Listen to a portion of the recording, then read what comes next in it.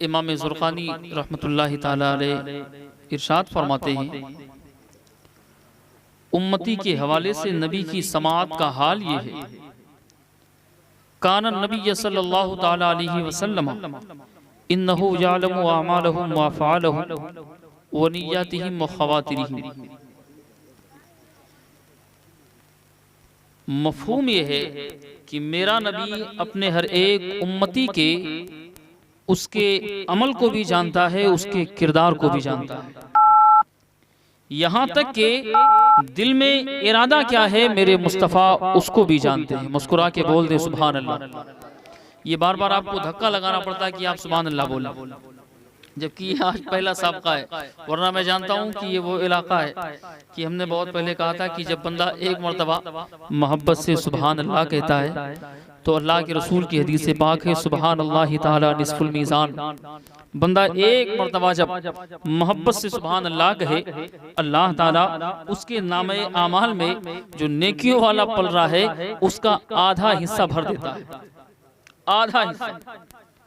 जबकि उस तराजू के चौड़ाई और उसकी वसात का हाल ये है, अल्लाह के रसूल फरमाते हैं अगर ये 7 ज़मीन और 7 आसमान उठाकर एक पलरे में रख दिया जाए तो भी उसका एक कोना तक नहीं भरेगा, इतना बड़ा वो तराजू है। अब आप अंदाजा कर सकते हो कि सुभान अल्लाह कहने का फायदा और कितना बड़ा सवाब है कि अल्लाह के रसूल फरमाते हैं नामे आमाल के नेकियों वाले तराजू का जो पलरा होगा उसका आधा हिस्सा भर दिया जाता है। सिर्फ इतना ही नहीं बल्कि हदीस पाक है, अल्लाह के रसूल इरशाद फरमाते कि जब बंदा मोहब्बत से सुभान अल्लाह कहता है तो ये आवाज उठती है और ये आवाज जाकर अर्शे आज़म से टकराती है। आसपास के फरिश्ते हैं हजरात, जब यही आवाज अर्शे आज़म से टकराती है तो वो अर्श आलमे वज्द में होता है, वो मचलने लगता है, वो झूमने लगता है। आसपास फरिश्ते जो तवाफ में है, आसपास जो फरिश्ते हैं वो कहते हैं, ऐ अर्शे आज़म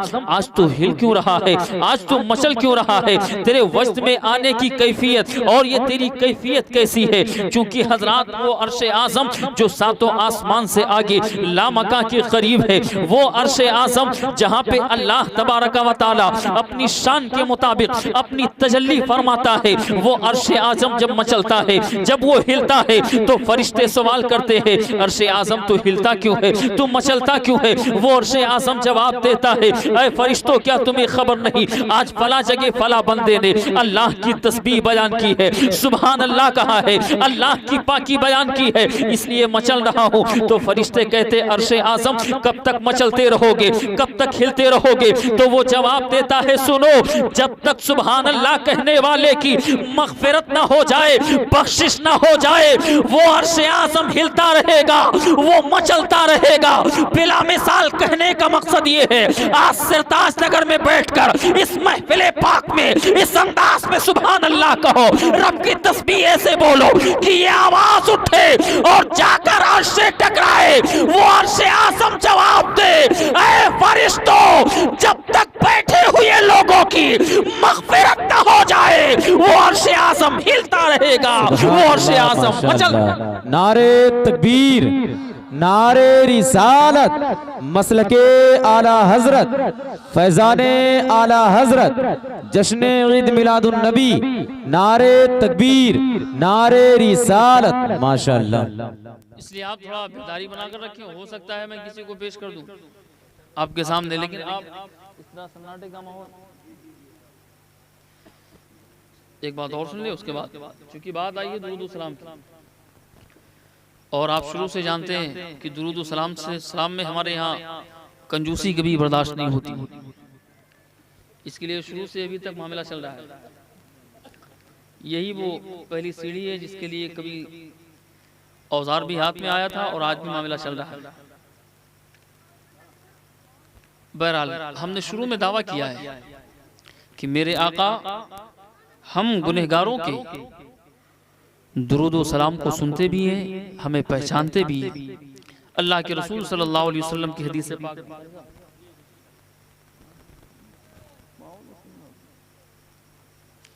अल्लाह के रसूल सल्लल्लाहु अलैहि वसल्लम की हदीस पाक, मन सल्ला अलैहि रद्दल्लाहु हत्ता रुद्द अलैहि सलाम, मफहूम हदीस मुबारका, अल्लाह के रसूल फरमाते जब कोई बंदा मुझ पर मोहब्बत से दुरूद व सलाम पढ़ता है, अल्लाह ताला मेरी रूह को उसकी तरफ मुतवज्जे कर देता है।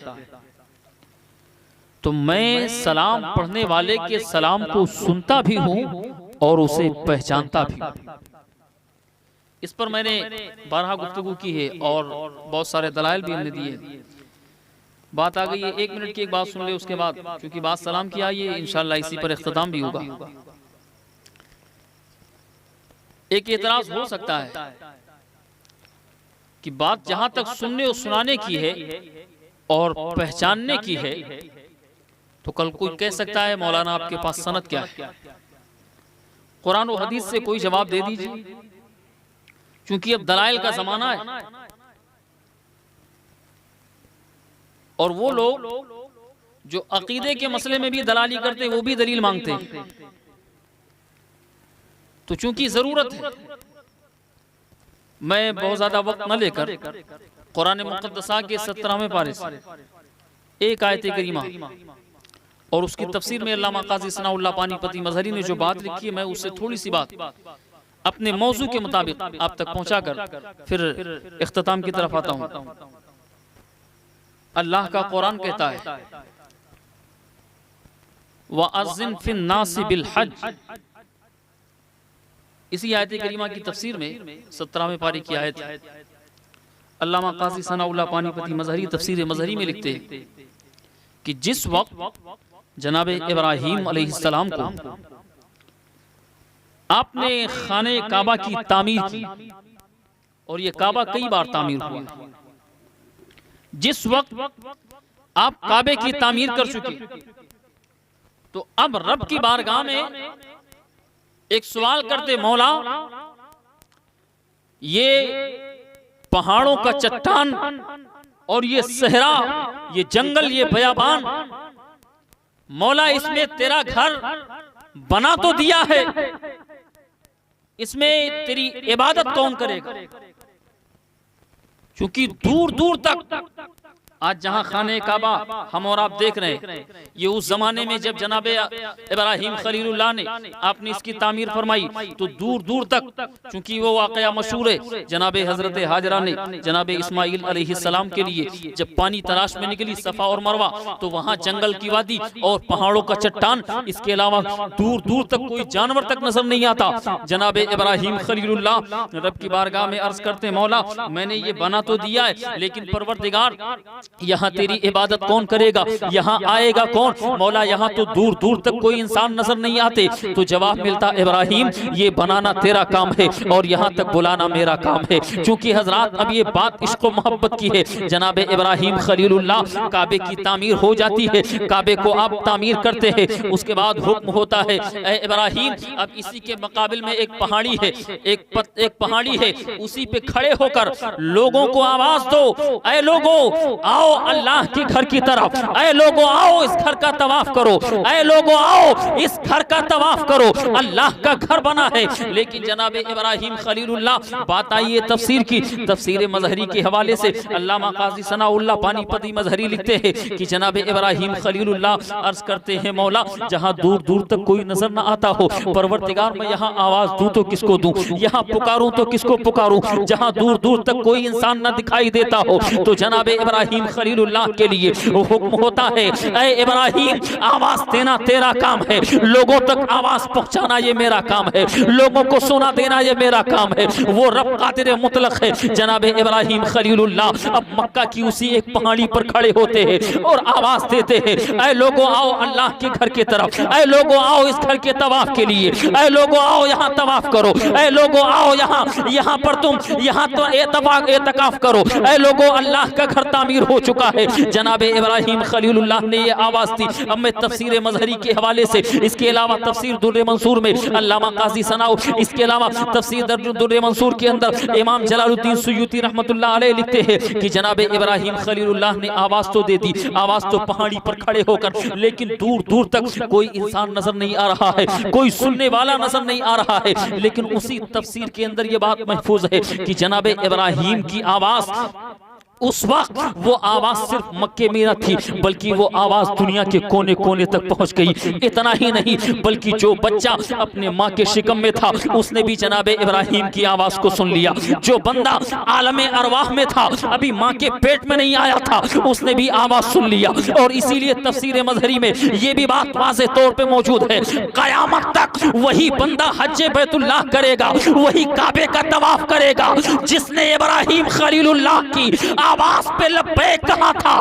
क़यामत तक वही बंदा हज करेगा। तो जनाबे इब्राहिम खलीलुल्लाह की आवाज मक्के की एक पहाड़ी पे खड़े हो जाए तो उनकी आवाज पूरी दुनिया तक पहुंच जाए। पूरी दुनिया में इंसान जहां हो वहां तक सुनाई दे रहा है। जो बच्चा माँ के शिकम में हो वो बच्चा माँ के पेट में सुन रहा है, जो आलमे अरवाह में हो आवाज वहां तक पहुंच रही है। इस पर किसी को एतराज नहीं है, इस पर किसी को इख्तलाफ नहीं है। मैं कहना ये चाहता हूँ प्यारे, आपकी तवज्जो चाहता हूँ कि जनाबे इब्राहिम खलीलुल्लाह ये अल्लाह के पैगंबर है, ये अल्लाह के नबी है। अल्लाह का पैगंबर, अल्लाह का नबी जब आवाज दे तो पूरी दुनिया का उम्मती सुन लेता है और सुनने की ताकत रखता है। तो मुझे बताओ, जब नबी पुकारे तो उम्मती सुन सकता है? अरे तो उम्मती पुकारे तो नबी क्यों नहीं सुन सकता है?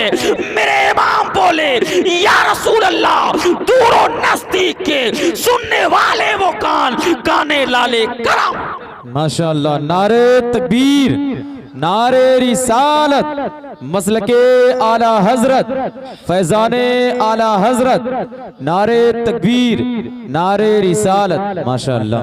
मैंने जो मौजू उठाया था मेराज मुस्तफ़ा सल्लल्लाहु अलैहि वसल्लम के हवाले से, इंशाअल्लाह उस पर फिर कभी हम गुफ्तगू करेंगे। जो भी ये बस दुआ है मौला करीम की बारगाह में, मौला ताला हमारी आपकी थोड़ी सी हाज़िरी अपनी बारगाह में कबूल फरमाए। और इंशाअल्लाह फिर कभी हाज़िरी हुई तो मोहतरम कारी आज़म मीराई साहब, ये अपने घर के मैं माज़रत चाहता हूँ कारी साहब से भी, और हज़रत इंशाअल्लाह फिर कभी हाज़िरी हुई तो फिर प्रोग्राम होगा। और चूँकि कुछ आपकी खामोशी ये हमको इस लायक मसला नहीं कि ये प्रोग्राम चल सके, हालांकि इंतज़ाम बहुत अच्छा था, लेकिन जो भी मशीयत इलाही अल्लाह को जो मंजूर है उस हिसाब से हुआ। अल्लाह की बारगाह में दुआ है मौला ताला इस मुख्तसर से प्रोग्राम को अपनी बारगाह में कबूल फरमाए। खड़े हो जाए, मुख्तसर सलाम पढ़ लिया जाए। मुस्तफ़ा जादे रहमत पे लाखों सलाम, मुस्तफ़ा जादे रहमत पे लाखों सलाम, शम्मे बज़ में हिदायत पे शहरयारे रम ताजदार हरम, शहर यारे रम ताजदार हरम, नौबहरे शफाअत पे लाखों सलाम, नौबहरे शफाअत पे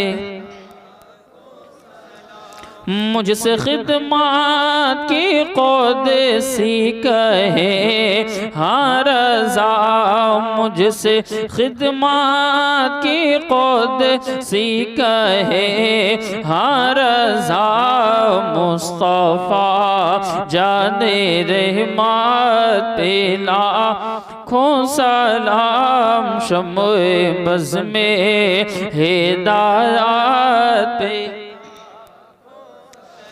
डाल दी क़ल्बों में अज़मत मुस्तफ़ा, डाल दी क़ल्बों में अज़मत मुस्तफ़ा, सैयदी आला हज़रत पे लाखों सलाम, सैयदी आला हज़रत पे खो सलाम, मुस्तफ़ा जाने रहमत पे लाखों सलाम, शम्मे बज़ में हिदायत पे या नबी सलाम अलैका, या रसूल सलाम अलैका, या हबीब सलाम अलैका सलावतुल्लाह। अस्सलातु वस्सलामु अलैका या रसूलुल्लाह, अस्सलातु वस्सलामु अलैका या हबीबल्लाह, अस्सलातु वस्सलामु अलैका या नूरम मिन नूरिल्लाह व अला आलिका व अस्हाबिका या शफीअना यौमल जज़ा सल्लल्लाहु अलैहि वसल्लम। तशरीफ रखें।